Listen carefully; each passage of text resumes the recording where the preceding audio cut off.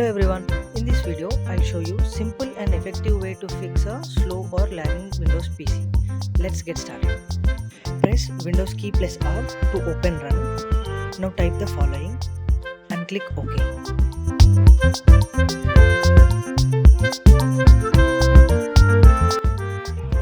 Now select these all files and delete them permanently.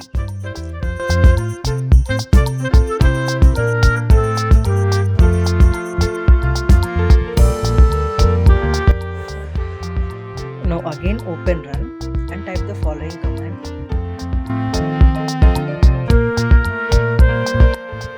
And delete these files permanently.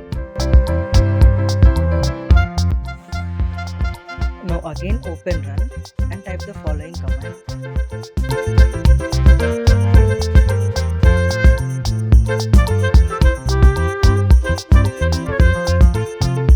Search and find command prompt and click on Run as Administrator.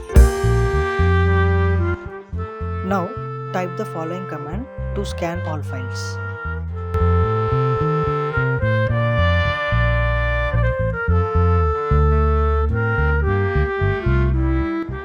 This will repair system instability, application crashes or unexpected errors and helps the system to work smoothly without lagging.